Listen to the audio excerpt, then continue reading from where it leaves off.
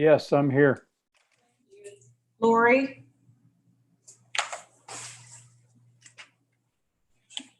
Susan? Okay. Okay, Cody, please let us know when Susan and Lori join, if they join. Yes, I will do that. Thank you. Lori's joining now, actually. Oh, Lori's joining now, okay. Thank you. Hi, Lori. I will do that. Thank you.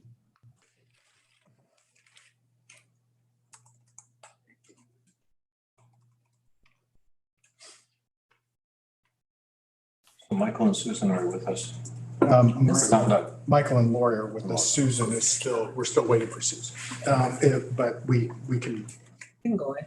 go ahead. Yeah, we have a quorum, so Yes. let's proceed. The first matter is to approve the agenda. So let's just take a moment to scan that, and then anybody wishes to offer motion to approve it will. Agenda. This is Brent Chandlermeyer, move approval of the agenda. Okay, thank you. Second. Michael, second.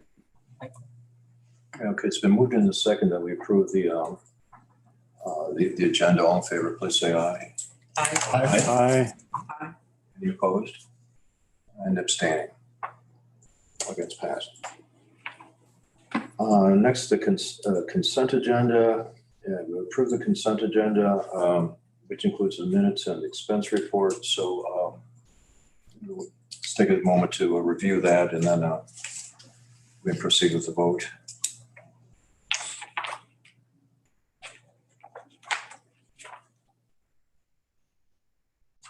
Anybody wish to move it past? I'll move to. Thank you. It's been moved. Second. John Laney, second. Thanks, John. It's been moved and second that we approve the consent agenda. All in favor, please say aye. Aye. Aye. Opposed? None. Abstaining? Good. Preliminary business, we have awards and recognition. Steve? Teresa, I'm unaware of any that we have to announce. Are you aware of any? No, we don't have any. No. Not aware of any. We're underachieving this month. No, we're not.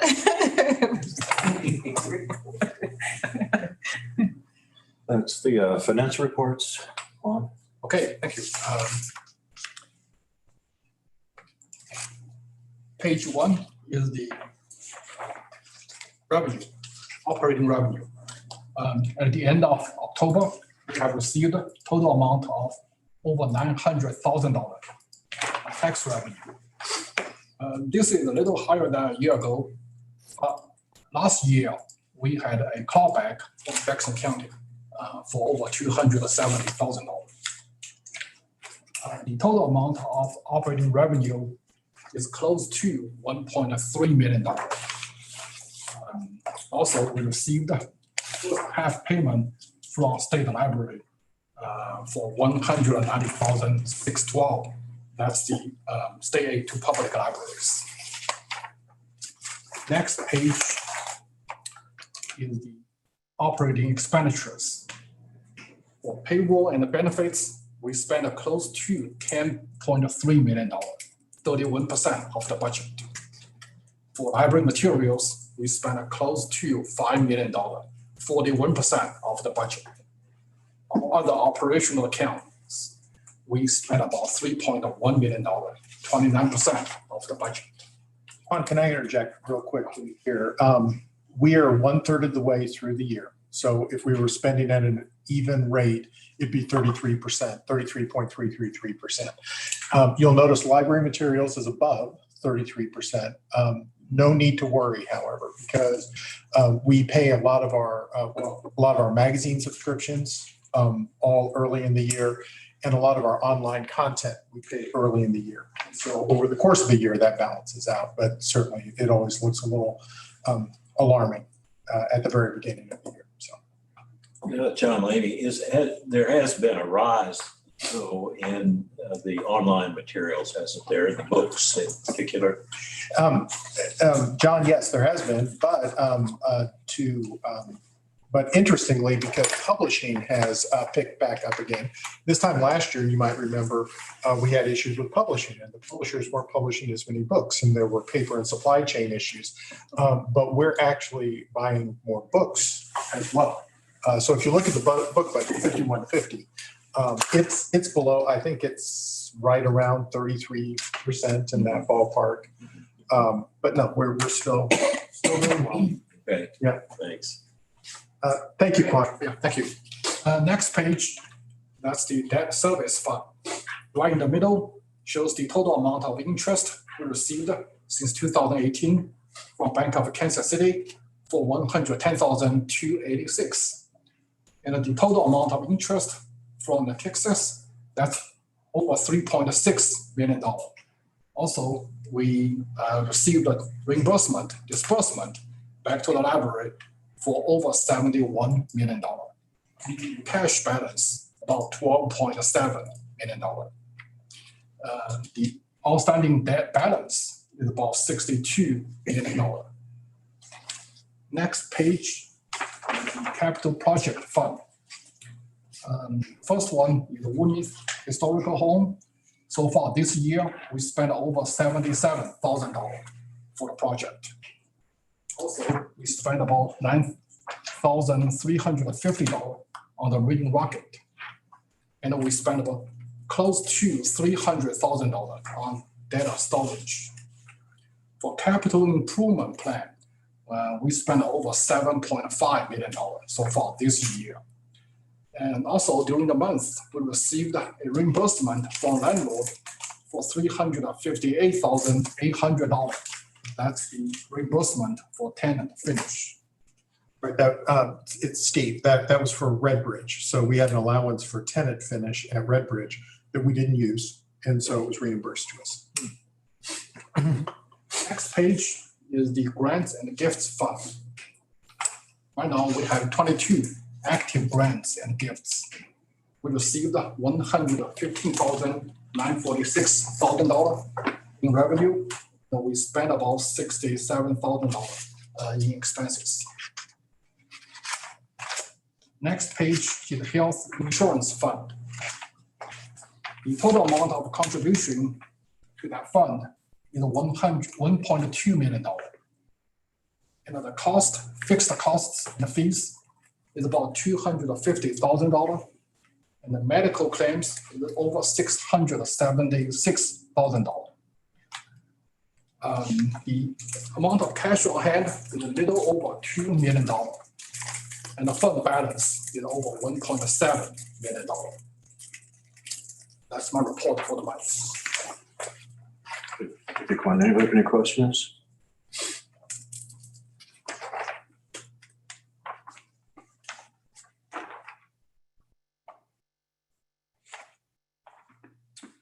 Okay, thank you, Quan. Now into our business, start up with the Finance and Audit Committee. John?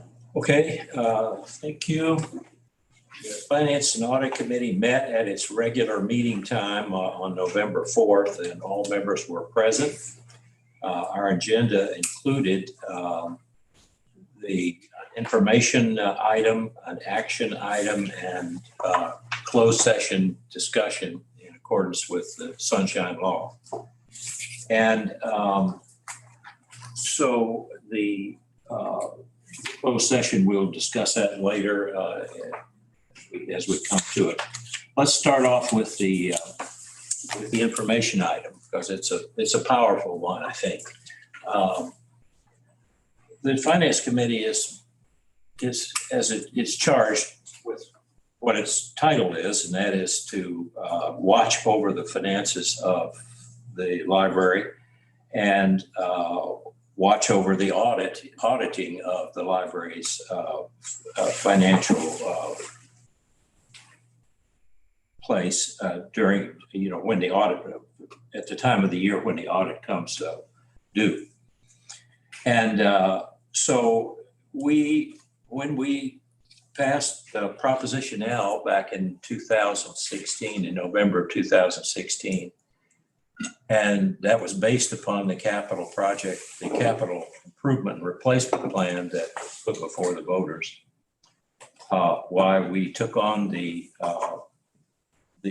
responsibility also of making sure that the funds that have come to us from the voters' approval of Proposition L in 2016 are properly used to achieve the goals that were promised during the campaign for that, for Proposition L.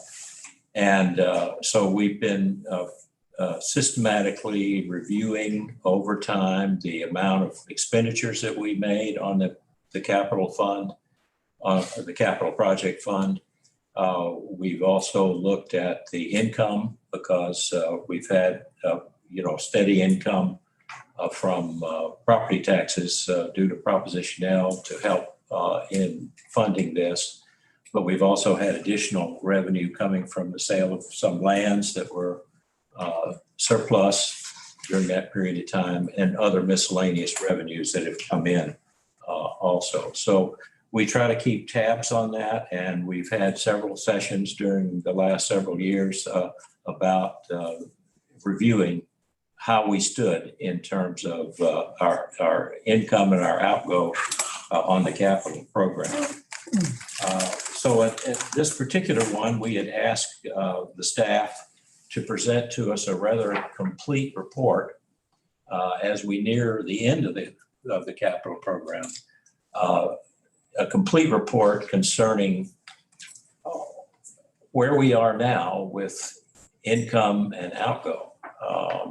As you know, a program of this kind has a distinct plan and a budget, but things change along the way. And sometimes projects turn out to be a little bit more expensive for one reason or another. And sometimes income comes in that we didn't anticipate through sale of property or in other ways.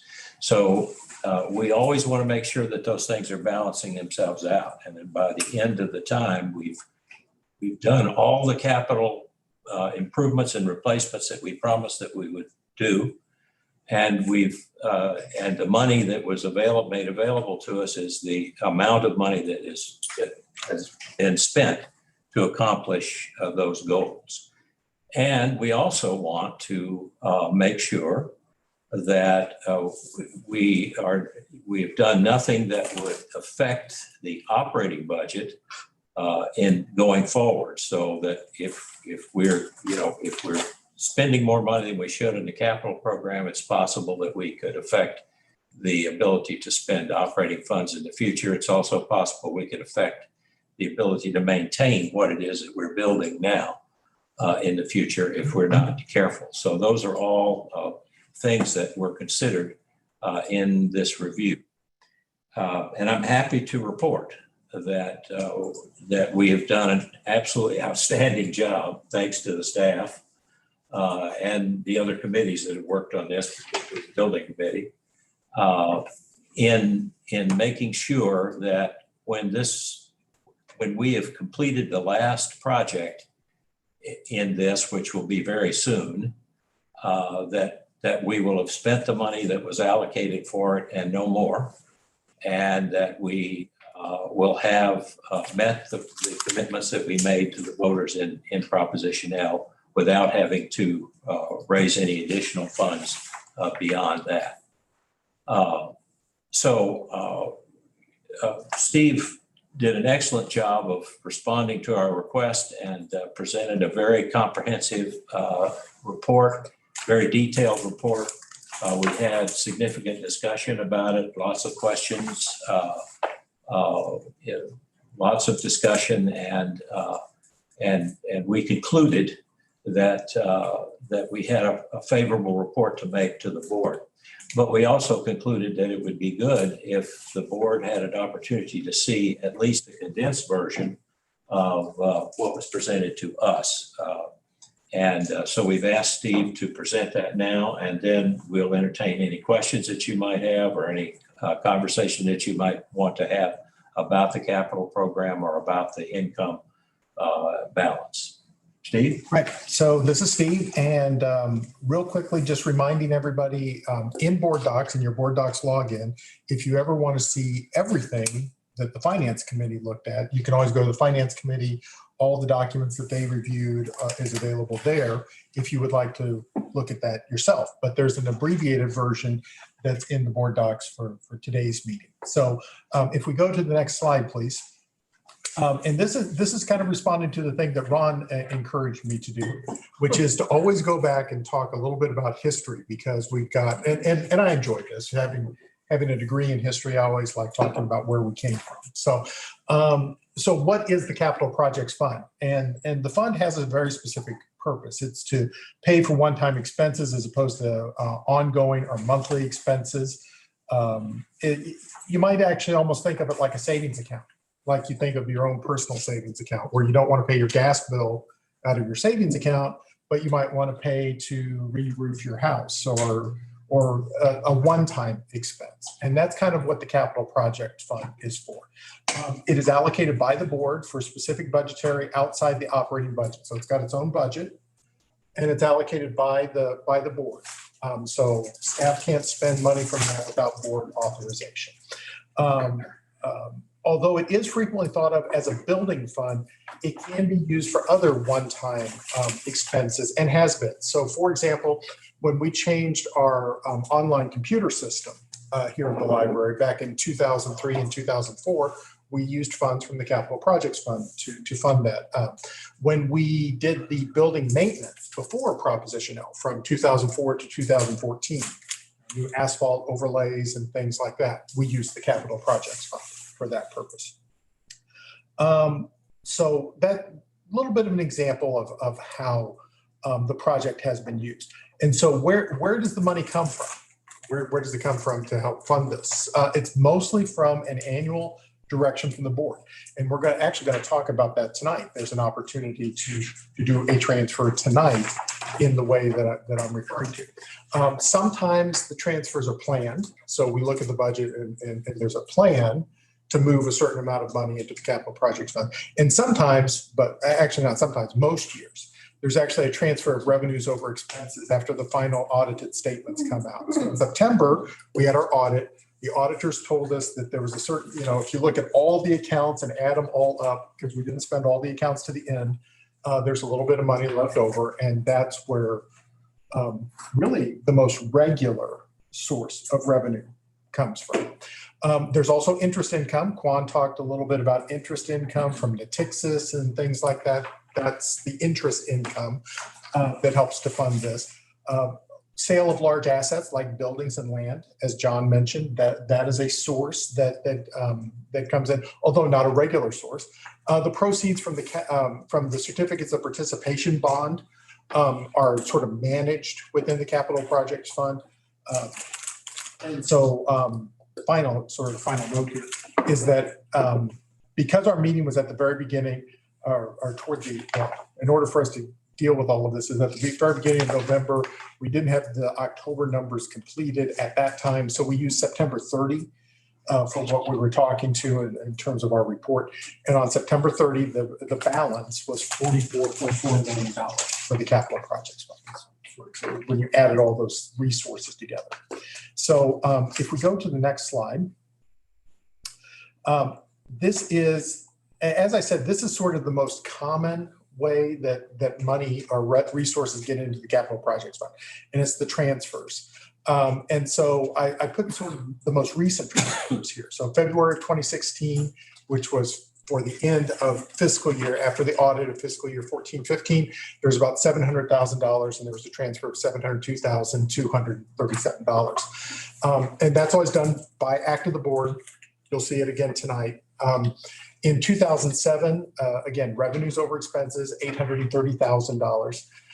In October of 2018, this was the first year after we started receiving new revenues from Proposition L. And this was a significant transfer. This was $8.6 million. Now, $8 million of this, however, was a planned transfer because we had brand new revenues coming in. And the idea was that we knew we were going to need additional money in order to finish the capital plan.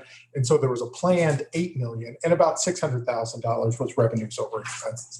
2019, similar story. There was a $3 million plan for transfer and $1.5 million was revenues over expenses.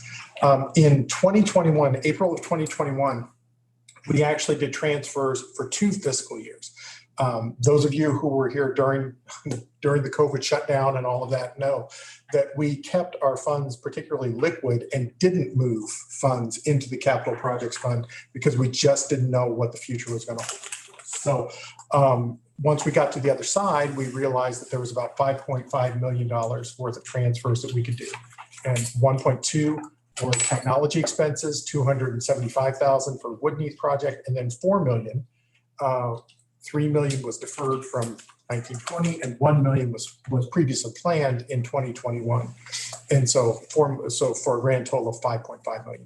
And then after we finish the presentation, the next item that John's going to report on is a transfer that staff is recommending following the audited financials. There was a revenues over expenses reported at $1,035,000. And if it is the pleasure of the board, then that amount will be transferred into the capital projects fund. So that's really the most common way that revenues or resources come into this particular fund. If we can go to the next slide, please. So this chart, and in the meeting, we talked about all the other ones too, property liquidation and interest rates and all of that. But this really does sort of cut to the chase and it kind of shows you. So if you look at all of the funding sources, we can see at the very top are the certificates of participation, $80 million. And then capital project final fund reserve, which was $17 million. And that was an aggregate amount from 2018 to 2024. And so these are planned transfers where where the plan was to do a little bit of transfer each year in 18 through 24, equaling $17 million. And then there were operating fund transfers, revenues over expenses, $9 million. Property disposal. So there was an idea that we knew we were going to sell certain surplus properties. We figured we'd get about $5 million worth of this, from the surplus properties. And so that's in there. Then general fund reserve, $3.7 million for a grand total of $114.7 million. That's sort of this is the balance sheet. So that's sort of the revenue side. And so on the expenditure side, we can see the various work packages, the property acquisitions, and the total for the property, the total for the capital fund and all those things. It balances at $114,700,000. But you can also see the incremental amounts of each one of those on that slide. The real sort of bottom line, sort of the important bottom line message here is down there at the bottom, that as of September 30, 2021, if you add up all the work left to do on all the work packages for the capital projects, or the capital improvement and replacement plan, it is $38.9 million. And Quan says that there's essentially an allocation of $40 million in the capital project fund to fund that amount. And as you might remember, the actual balance itself is $44.4 million, which some of that is allocated for sources outside of the capital improvement program. So what we're talking about there is things like the reading rocket and the technology improvements and things like that. So once you take that out, $40 million, $38 million left to spend. So we're going to make it. I mean, that's the important bottom line. And I think the other thing that's really important, and this was something that I remember the board at the time talked a lot about, and staff was very sensitive to this too, is we didn't want a situation. Lots of times where you hear about with school districts, for example, where they'll put out a bond and they'll build things and then they get about 2/3 of the way through and then all of a sudden they can't do a certain school or they have to figure out where extra money is going to come for furniture and things like that. We're not in that situation. I didn't want to be in that situation. I felt like we could keep the library out of that situation, and so far we have. In terms of the capital replacement plan, which we'll talk a little bit more about this during the librarians report, there were 35 projects in the capital improvement and replacement plan. 35. 34 are either complete or underway. There's only one project that's still pending right And so we definitely light is at the end of the tunnel, and it looks like we're in very good shape for this. If we go to the next slide, the next slide is a snapshot of a 25-year financial plan. Now, Quan and I have this tool that we put together at the very beginning of the program that looks out over a 25-year horizon. Now, to be completely honest, once you get beyond 4 or 5 years, you may as well be throwing darts. I mean, because you really don't know what the future is going to hold. But the exercise is still a useful one, where you can kind of look at things and say, okay, if everything sort of behaves as expected, what can we expect to happen? And so on our 25-year plan, and what we're looking at here is sort of the actual of 1920, the estimated for 2021, what we proposed for 21, 22, and then a couple of years out. And so you can see what we're projecting in terms of operating revenue.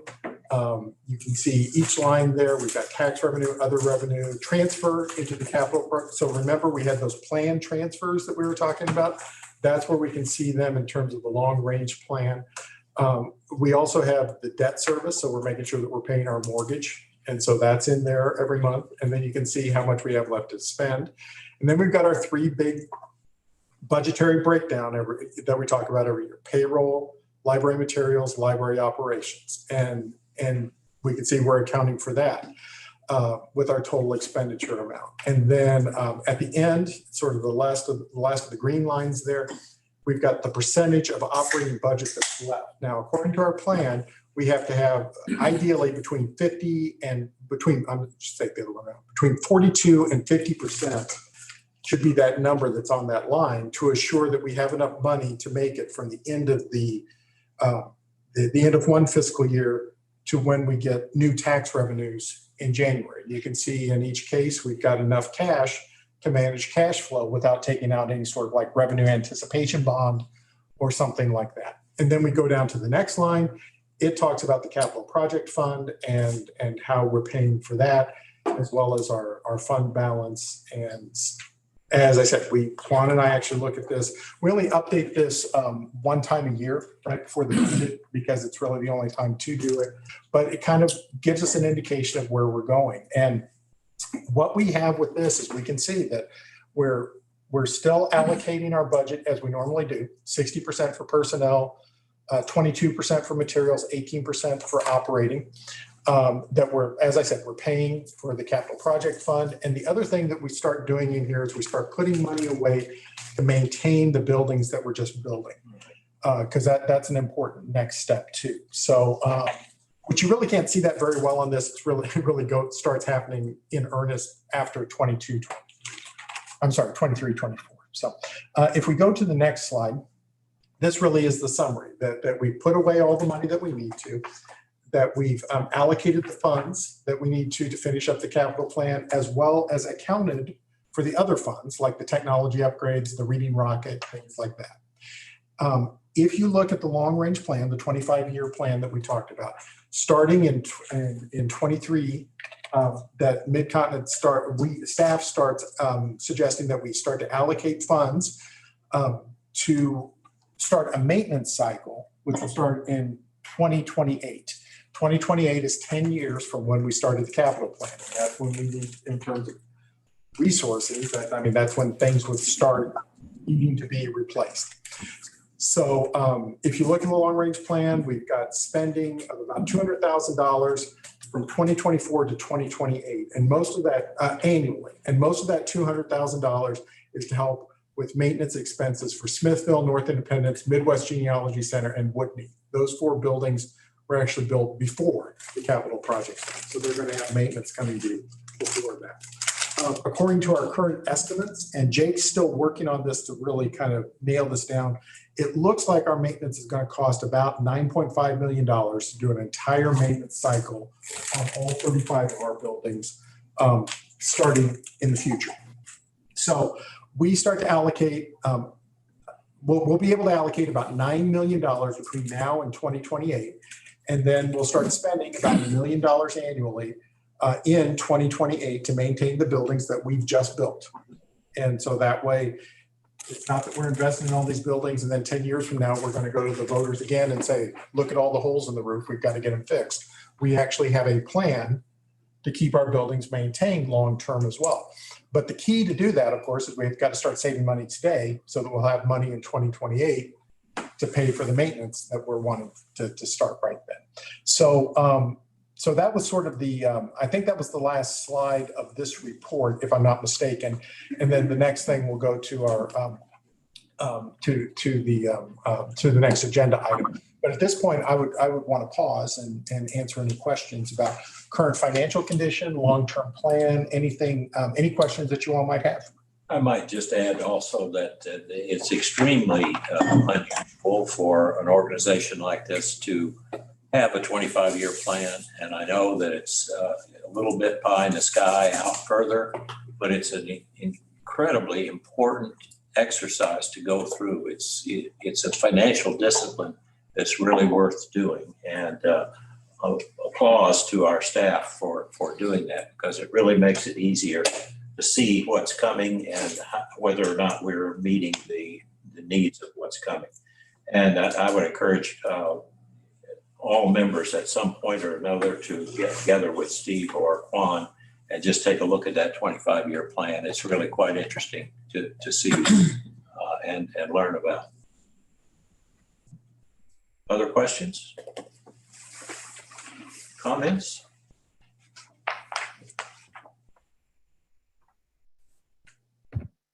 Okay, just a footnote or two before we go on to the action item that we have. And one is that I wanted to emphasize that the money that we borrowed in order to do these projects more quickly. I mean, we could have not borrowed any money and done them pay as you go year by year, and it would have taken us 18 years. 25. To do all. How long? It actually took 25 years. 25 years. 25 years. And for me, the difference between 7 and 25 years. No fun.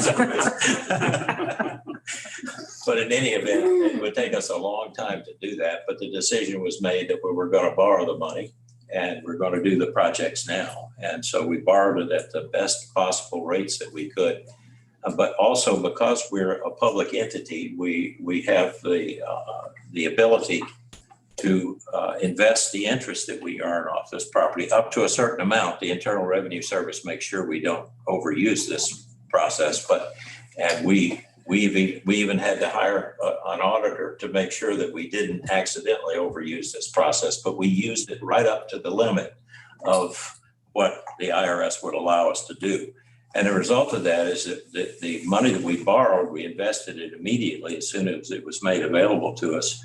And we've earned, it's $3.4 million in interest on that money during this period of time, tax-free and with the approval of the Internal Revenue Service. So Right, that's Steve, that's a process known as arbitrage.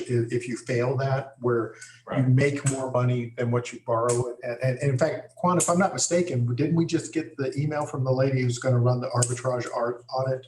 Just, I think last week. So we're right on top of that to make sure that we don't run afoul of that. But the original projection was 1.5, that we'd make $1.5 million in interest income. And as Quan said, we've made over $3 million in interest income. And that was all added to the money available to complete these projects that we've started.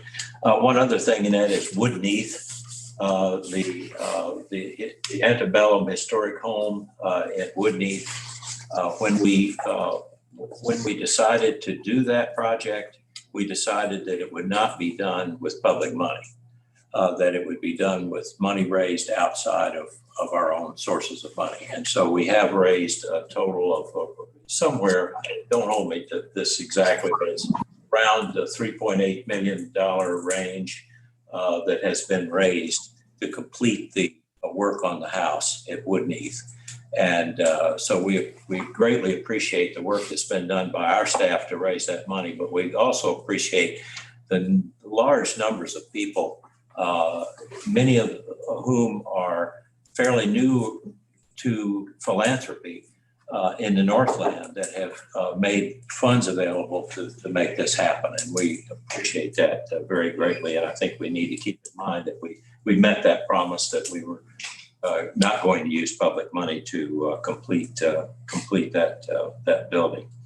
And one other thing before we move on is that we do have to think about the repayment of this debt, and the repayment, of course, is scheduled over time. And our 25-year plan and the report that Steve has just given us shows that we're capable of making those payments without deleting or reducing our operating services or any of the things that the library is proud of and wants to continue to do. But we have a time. I think the time is the fiscal year 27-28. In 2027. 27-28. Yeah, in calendar March 2027. Okay. That's the date we can pay it off. We can pay off some of that debt at a more rapid rate. And I think there's been, after that, there's been interest shown in the past on the board, and I hope that continues in trying to do that as best we can. And so the Finance Committee, for one, will be working toward that and discussing that and trying to make sure that we are in a condition where we might be able to start some early repayment at the time when the contract allows us to do that. Now, our finance director was quick to advise us that if you want to do that starting in that year, you got better start saving now. So we're going to look at that. We'll look at that, and you'll have a report back from the Finance Committee at some point in the remainder of this fiscal year about what it might take beginning in next fiscal year to begin to put aside some money, some extra money that would allow us to cut that debt a little bit short. And we hope that we'll be able to do that, but you'll hear more about that at a later time. Okay, let's move on to the action item. I think it's been teed up pretty well by Steve in the sense that this is the time of year when we always look at this. We look at the amount of money. We have a mismatch, really. We budget on one schedule and we receive the money at another. And so it causes some sort of odd financial behavior sometimes in order to do that. But at this time of year, we always look at how much basically we have in surplus primarily because of very conservative budgeting, in the sense that we don't know exactly how much money we're going to be receiving. So we budget very conservatively, therefore. And by this time of year, we're beginning to know what that's going to be. So in this case, it's a transfer of $1,035,000 from the unassigned fund balance to the operating fund, from the balance in the operating fund to the capital projects fund. So it's a part of that in increasing or sustaining funding for the capital fund that's needed in order to do our right thing by the new facilities that we've built and by some of the older facilities that have just been remodeled. So the Finance Committee reviewed this and is happy to recommend to the board that we approve this transfer of the amount shown to the capital projects fund. That's a motion and doesn't require a second. All right. Brent Schneidermeyer, I second. That doesn't require. Doesn't require. That's okay. That's okay. That's okay. It's been moved at the Finance Committee that we make the transfer from the operating fund to the capital project fund as set forth on the screens. All in favor, please say aye. Aye. Aye. Any opposed? Abstaining? Thank you. Do one more. Yeah, we have one more, which is this is the. Oh, I'm sorry. I'm sorry, because I couldn't hear John and, I'm sorry, I couldn't hear Lori and, Oh, do you want a roll call, Lori and Mike? that's fine. Okay, go I ahead. think they were trying to, okay, I'll just go through the I roll. probably went too fast. but- That's okay, you're fine. Michael, Yes, aye. okay, Lori,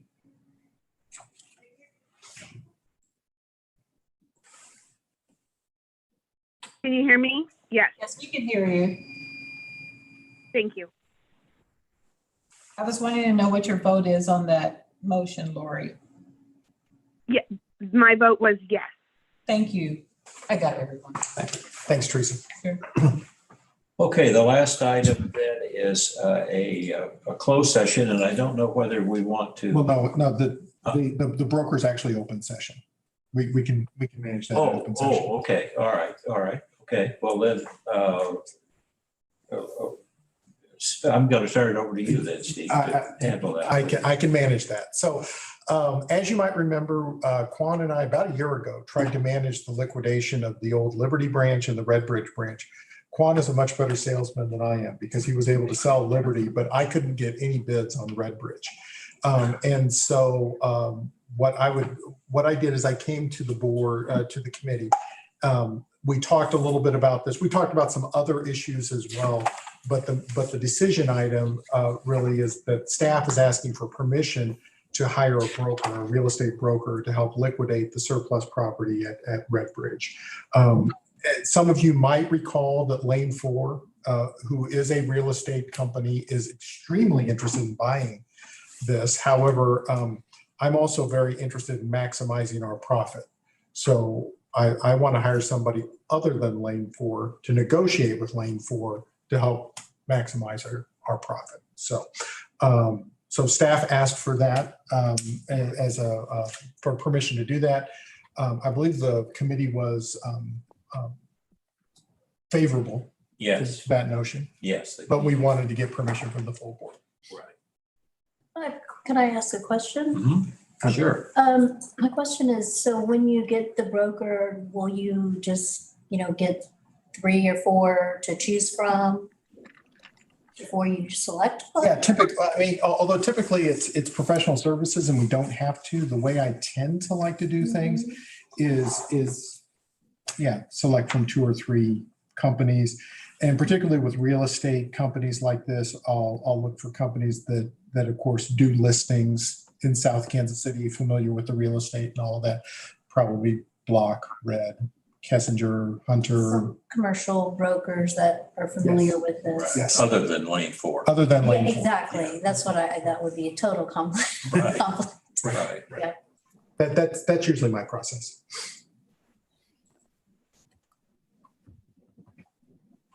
And then Steve, was the thought to, as you negotiate, to give feedback to the building committee or? Well, liquidation of assets come through the finance committee. So what we would do is we would get the best deal that we could. I probably ask for something like a 45-day hold on the bid, so I could bring it to the finance committee. And then if we have a tight calendar, then we would do one of those polls of the board like we've done in the past. So that would be the plan. But yes, you are not authorizing me to sell the property. You're only authorizing us to hire a. So Lori had a question. Lori may be asking something. Lori?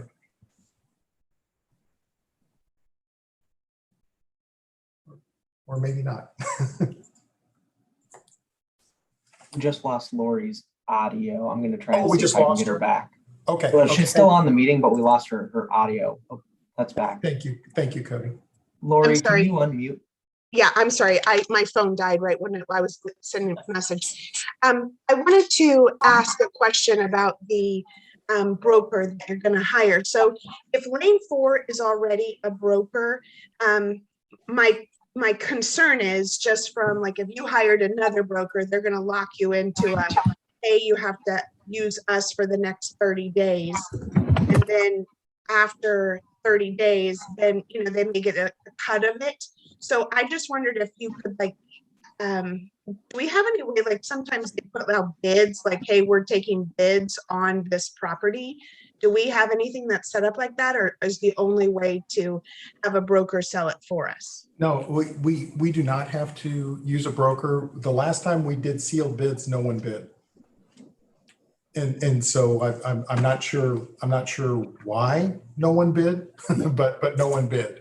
And so I just didn't want to go through that process again. Okay, well, I just wondered, like, with Lane 4 being a broker, like, if their offer was like, you know, a good offer, if you're gonna pay another broker commissions and if you would get back the same amount. So I was just wondering, like, if you have a way for them to minimize the amount Yeah. of the brokerage fees. Brent Chandler, I'm going to provide a response. The reason we wouldn't use Lane 4 is that they own the shopping center in which our building is and we're paying rent from. So we want to have an outside party who is able to affect a transaction that in some senses might be on more favorable terms. Being mindful is that we could get an offer back and we can reject that offer. So I think what staff is looking for, can we engage some professional services that might see what's possible in the market? This is a shopping center that for all practical purposes was all but dead and it's really going to come back to life. And some of these properties that we've had in the past, I want to applaud staff.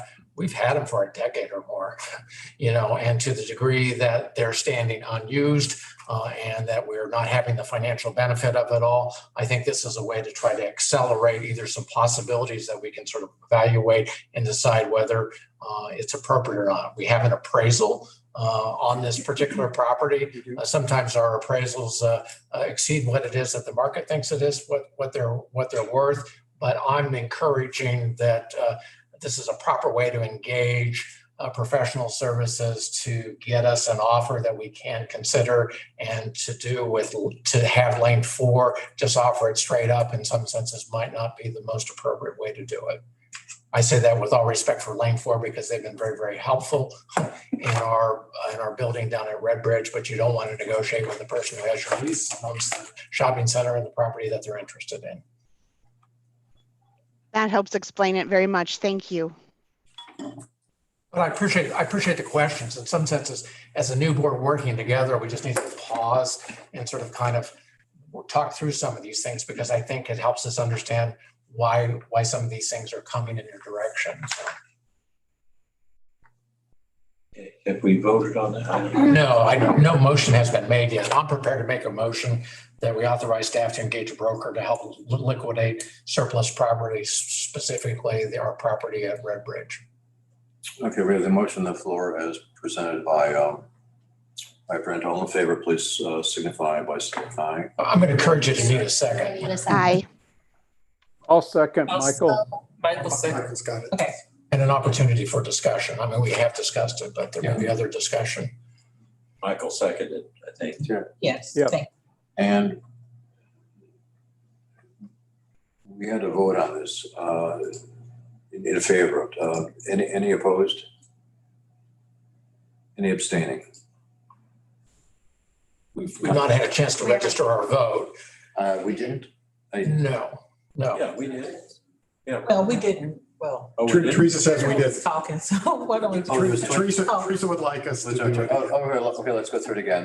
The motion's on the floor to obtain a broker to help liquidate surplus property. All in favor, please signify by saying aye. Aye. Aye. Any opposed? Abstaining? Got it. Thank you. Now, there is a closed session item that. Yes. Okay, and do we do that now? or No, we we'll do that. We'll do that at a later time. Okay, well, that completes my report. Thank you. New business? Actually, librarian. Something real. Yes, library report. So there was not a building committee meeting this month, but I did want to give you some general updates on construction because there's some excitement in terms of construction. So if we can go to the next slide, please. This is the interior of the Wooden Auditorium, which you can see is beginning to look like an auditorium. And so the middle picture that's right there in the center is actually from the stage. You can see the wooden clouds that are there if you look over at the left-hand picture and actually, better one to look at is the right-hand picture, the large picture on the right-hand side. You can see the skyfold wall. So this is the same system that we have at MGC. You can bring that up, and it actually provides a significantly larger auditorium, but you can also bring it down to make a more intimate space, which is beneficial. You can also see the AV booth is there on the left bottom.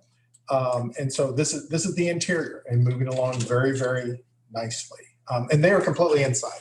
My understanding is practically everything is now done on the outside. So if we go to the next slide. The next slide is the exterior. And well, actually it's a few more interiors and some exterior. So basically we've got the long hall that runs alongside. This is in the middle is the what's called the grand stair. So it's the space, the sort of the programmatic space that's between the two buildings. Down below, you can see sort of the entrance and the colonnade, and you can see that the restrooms are done. The tile work, all the facilities are in on the restroom, and good to go there. So if we go to the next slide, this is a before picture. This is Blue Ridge before, and if we go to the next slide, this is Blue Ridge now. And Brent's clapping. Nice. Makes my heart happy. Yeah. Yeah, that's great. Blue Ridge is opening at the end of the month and looks much, much different from the way that it looked before, including new windows, new parking lot. You can see this switchback ramp was built, which allows access to the sidewalk down on Blue Ridge Boulevard. It is a very, very nice building. And so I hope that you'll be able to come out and help us when we do the dedication, or actually come out anytime after the end of the month when it's open for the public. But that's the only picture that we have for Blue Ridge. We just did the curb appeal shot for you. If we go to the next slide, this is Green Hills. And Green Hills is moving very, very fast. I think Michael actually drives by there once a week. I drive by there once a week at least. Yeah, gives us the update. So, so the top picture, you can sort of see, this is a corner. If you're sort of standing on the southwest corner of the property, you can see the south wall as well as the west wall. You can see all that sheeting is going in place. If you look down on the picture that's in the lower right-hand corner, it looks like a little pond. That's not the pond, that's actually the detention basin, but it's showing you that the detention systems are already working and in good shape. So Green Hills is moving the roof decks on. I believe they're going to start roofing maybe next week, I believe. They are starting the spray foam insulation, which will be happening this week and next week, and roofing next week. And the air barrier is getting started. That's really important for them to be able to move inside during the winter months and do interior work. So all very positive for Green Hills. Probably on schedule, maybe a hair ahead of schedule, but you know how it is. As soon as I say that, then it'll rain for 3 days and put us back behind schedule. So, if we go to the next slide. Next slide is Lee Summit. And so Lee Summit, you can see quite a lot of structural steel is in place, starting to work on the environmental systems on the inside. And again, getting it sealed up so that they can work on the inside during the colder months. And of course, this is, if you look on the upper right-hand corner, this is showing where all of the structural steel is. And in previous pictures that I've shown you, I think last month that I showed you Lee Summit, I was showing you a moat. That's the footings that now has steel on top of it. So I'm moving along very, very nicely. Is there one more picture? No, there's not. So so that does finish the pictures of construction. Just a few other things in terms of what's happening. Grain Valley, we're continuing to work on the Grain Valley acquisition of property. The city manager and I did talk today, and he told me that the funding for the water line as well as the excavation for the sewer sleeve is in this year's budget. They are finalizing right now. So we're in real good shape. I mean, that was an important condition for our sale, and that is being funded by the city, which is good news. We are continuing to work on this property acquisition strategy as well as the property acquisition strategy for East Independence. We have shared the letter of intent with the city of Riverside, and we're moving forward on that. The North Oak branch, I was just up there last week. The staff's busy packing things away. They will be closing at the end of the month in preparation for their new building. So moving right along, as I said before, 35 projects, 35, and only 35, feels like 45. 35 projects and 34 are either underway or complete. So moving right along. The last topic that I have on Librarians Report, National Storytelling Network. So during the creation of the Story Center program about 10 years ago, we looked to find strategic partners that could kind of help us grow this and help us learn about things that we didn't know about. The two primary programs that we approached were the Writer's Place for written storytelling and the National Storytelling Network for oral storytelling. A part of the NSN network, part of the NSN effort was to encourage them to move from Tennessee to Kansas City. They wanted to move from Tennessee. They didn't know where they wanted to move. We recruited them to move to Kansas City and to locate on the Woodneath property. Interestingly, as things would work out, 8 years ago today, NSN actually voted to move from Tennessee to Kansas City and to move into us into the Woodneath house with us. Now, yesterday, 8 years later, Mid-Continent and the National Storytelling Network finally executed the operating memorandum of understanding. And that will run through the end of June the 30th of 2022.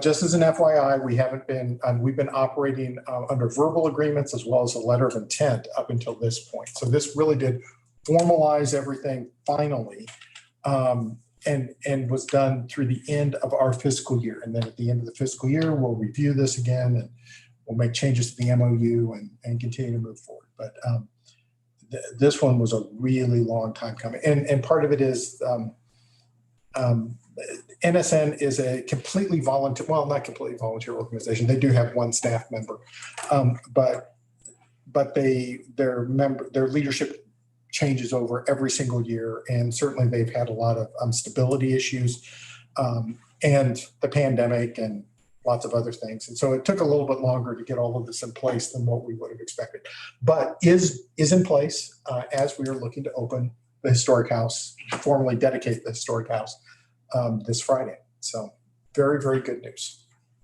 And that concludes the library report. Thanks, Steve. Regarding new business, we have two matters. The election of officers and the December meeting.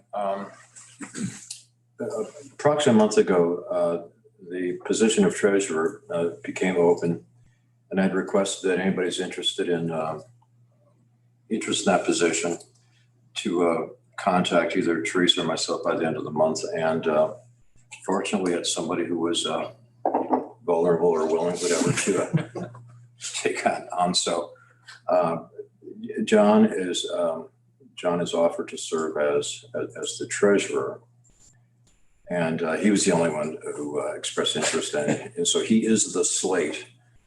So I'd like to call the vote now. All in favor of appointing John to be the treasurer as of the effective on the vote, please say aye. Aye. Aye. Any opposed? Any abstaining? Well, thank you very much. Thank you. Thank you. Thank you. I think. Congratulations and condolences. Yeah. Okay, next matter is the December meeting. Steve. Yeah, I'll just go ahead and read this for you for the purpose of formalization. So Missouri statutes require boards of consolidated library districts meet 10 times in regular session, in regular meetings. It's common for our library board to choose to cancel the monthly meetings in August and December each year. But interestingly, the statute says nothing about how many times you can meet in committee meetings and other sessions. So if you're wondering, gosh, did we meet more than 10 times? Yes, you did. It was because of committee meetings and other things.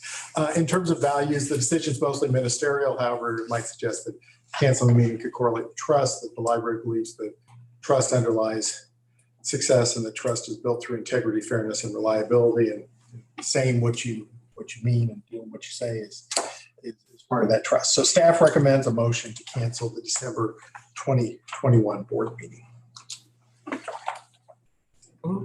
So do we have a second? Second. Second. It's been moved and seconded that we cancel the December 21 monthly board meeting. All in favor, please say aye. Aye. Any abstained? Abstaining, I'm sorry. Any opposed? Abstaining? Okay, thank you. Now we're to visitors' comments. We have a visitor? Yes, hello. And you are Amber or Melanie? I'm Amber. Amber, you have the floor.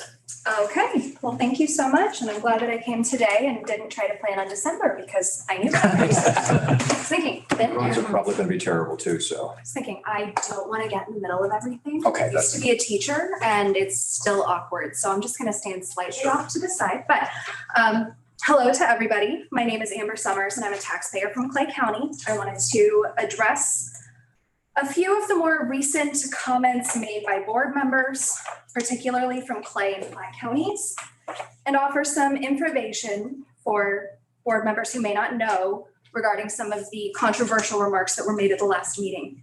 In that case, the Missouri Public Library Trustee Manual states that a trustee must, quote, know the community, its many groups and elements represent the entire community's interests, end quote. One issue that this board doesn't seem to tackle is a misunderstanding of who actually lives in these communities. Several trustees refer to the rural populations that they present.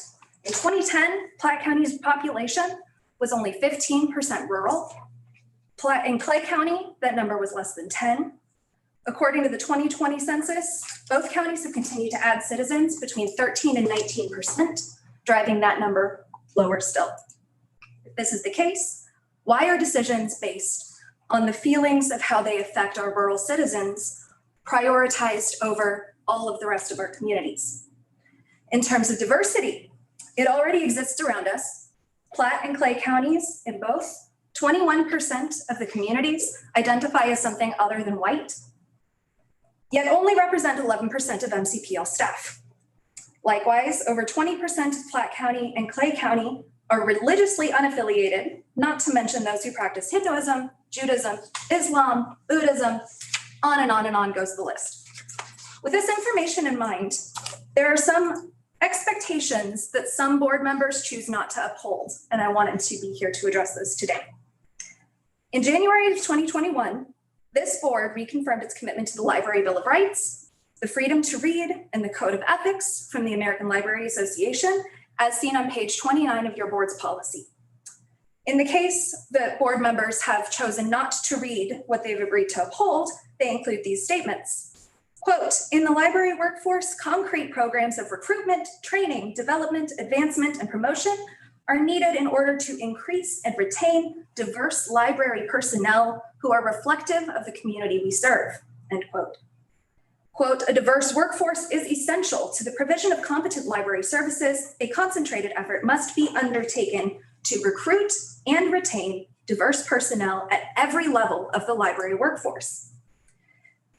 The MCPL board policy also states that trustees shall emphasize, quote, encouraging diversity in points of view and a commitment to inclusion across race, gender, age, religion, identity, and experience, end quote. Last board meeting, Ms. Weiss stated that, quote, diversity for the sake of diversity is unconstitutional, end quote. This is false, as well as at odds with the board's own policy. Quote, the library's commitment to cultural diversity may be taken into account in all job recruitment. How can one serve for so long, but not know that that is one of the requirements that you agree? Further, the behavior of board members towards Ms. Gloria Hicks and her partners in presenting at this board meeting were appalling. During the last board meeting, Ms. Bandolfi stated that the DEI audit was pushing for, quote, equality of outcome rather than opportunity, even going so far as to imply that the library aims to give away jobs for a quota rather than employing qualified individuals. She said, quote, we don't want to say, okay, I'm just going to give you the job. Oh, you're a woman, you're Hispanic, you're Black. Okay, then we want to elevate you because you're too stupid, end quote. This statement exemplifies a belief that a fifth of Platte County isn't eligible for library work on their own merit and would need to be given the job. Precisely the attitude the DEI audit was meant to point out. This may explain discomfort with the process. Had the board researched the global diversity, equality, and inclusion benchmarks that were mentioned by Gloria Hicks and her team, they would see that the international group explains that equity, quote, does not mean that everyone is the same or receives the same benefit, end quote, but instead means that everyone has equality of opportunity, precisely what Ms. Pandolfi claims to want. The ALA defines inclusion as, quote, an environment in which all individuals are treated fairly and respectfully, have equal access to resources and opportunities, and can contribute fully to the organization's success, end quote. That the board refuses to accept these definitions, instead representing their own personal politics and biases, contributes to MCPL not being considered a safe working environment. Staff have left and continue to leave the system for these regressive views. Refusal to serve the actual communities rather than the imagined groups, and for opposing the library ethics that they have agreed repeatedly to uphold. The MCPL board is equally required to continue their education, as is stated in the MCPL board policy, the Missouri Public Library Standards, and the Missouri Public Library Trustee Manual. These expectations have clearly not been met by several board members who are more invested in their own belief and, quote, don't really want to hear about acceptance and everything like that, end quote, or put in thankless time outside of board meetings that the Missouri standards require of trustees. For those who are uncertain what is expected of them, your public library staff is excited to help you grow and learn and develop, as is their mission. These resources are yours to explore, just as they are for all community members, and the library system, we hope, will continue its DEI efforts.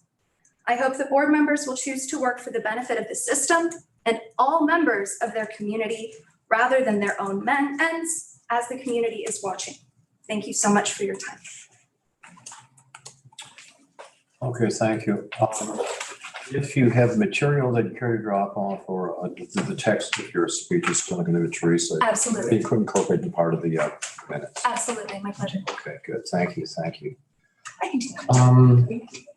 It's up to you. Are we going to close session now? We can, if there's a vote to do so. And this was actually something that came from the finance. Okay, yeah, I would move that we go into closed session to talk about a matter of legal. Legal actions, cause of action, litigation involving a public governmental body and any privileged communication between the governmental body and its representatives and attorneys. What he said. Need a second? Michelle, second. It's been moved by John as set forth on the screen. Second. Yeah, Joycelyn. Michelle. Michelle. Whoever. Okay. Whoever. Okay, any discussion? Okay, all in favor, please signify by saying aye. Aye. Aye. Opposed? Abstaining? Thank you so much. Here, I'll take that. Okay,